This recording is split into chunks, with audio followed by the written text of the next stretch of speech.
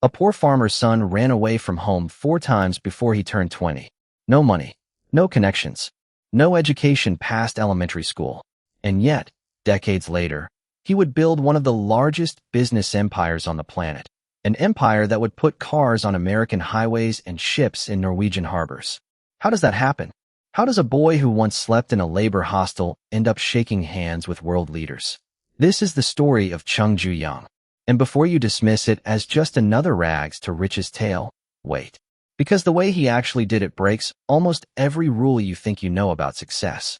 Here's what nobody tells you about his story. He wasn't the smartest man in the room. He didn't have a genius idea nobody else thought of. He built ships before he ever saw one being built. He built cars before he understood an engine. So how did a man with almost no technical knowledge convince the world's biggest companies to trust him with billion-dollar contracts? And why did he once show a foreign banker a picture of a turtle boat from 400 years ago to secure a loan? Keep that question in mind. It gets stranger. Chung Ju-yung was born in 1915 in a small village in what is now North Korea. His family farmed a tiny, rocky plot of land that barely fed them. As the eldest son, tradition expected him to stay, plow the same soil his father plowed, and repeat the same life for another generation. He looked at that future and felt something close to panic. So he ran. At 16, he escaped to a nearby town to work construction. His father found him and dragged him home. He ran again, and again, for times. Each time, his father brought him back. But here's where things get strange. That repeated failure didn't break him. Psychologists studying resilience, including research from Stanford's Carol Dweck on what's called growth mindset, have found that people who treat setbacks as information rather than identity tend to keep trying long after others quit. Chung seemed to operate this way instinctively, decades before anyone had a name for it. On his 5th attempt, he made it to Seoul. He worked as a laborer, then a delivery boy at a rice shop. He watched how the business worked. He noticed the owner's habits, his mistakes, his blind spots. Then, in 1938, something happened that would define his entire career. The shop owner, impressed by his work ethic, handed the business over to him. Chung Ju-yung, a runaway farm boy, now owned a rice shop in the capital. Then Japan's colonial policies shut it down. Everything he built, gone in an instant. That's when everything changed. Instead of grief, he pivoted.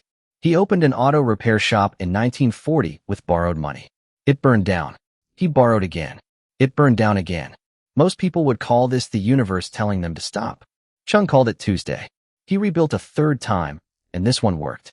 This single shop became the seed of what would eventually grow into Hyundai. But the real mystery is this. How did a man running a small repair garage end up building ships, cars, and skyscrapers across the globe? The answer lies in a mindset psychologists now call self-efficacy, a term coined by Albert Bandura in the 1970s, describing a person's belief in their own capacity to produce results, regardless of prior experience.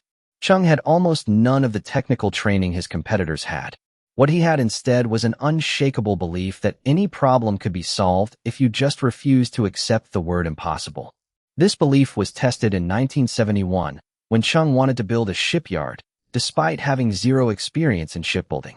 He needed a massive loan from a British bank to fund it. He had no ships, no shipyard, not even land that had been developed yet. So what did he do? He pulled out a 501 note from his pocket, the Korean currency, which featured an image of the Geo-Buxian, the legendary Korean turtle ship built in the 1590s. He told the British banker that Korea had been building world-class ships 400 years before Britain even had proper shipyards. It sounds absurd, but it worked. The banker was intrigued enough to take the risk. Chung got his loan, built the shipyard practically from scratch on a barren beach in Ulsan, and delivered his first 2 ships before the shipyard building itself was even fully finished. Today, that shipyard is part of Hyundai Heavy Industries, one of the largest shipbuilders on Earth. Here's what makes this genuinely strange when you study it closely. Chung didn't wait for confidence to arrive before acting. Modern psychology, including research published in the Journal of Personality and Social Psychology, suggests that confidence is often a result of action, not a requirement for it. Most people wait to feel ready. Chung acted first and let the readiness catch up later, again and again, across an entire lifetime. By the time he passed away in 2001, He had built the Hyundai Group into a conglomerate spanning automobiles, construction, shipbuilding, and electronics, employing hundreds of thousands of people and reshaping South Korea's entire economy after the devastation of war. So here is the question worth sitting with. We tend to believe success requires expertise first and courage second. Chung Ju-young's entire life suggests the opposite order. Courage first. Expertise arrives through the fire of doing the thing you were never trained to do. Maybe the real barrier between you and the life you want isn't a lack of knowledge. Maybe it's simply the fourth attempt you never made.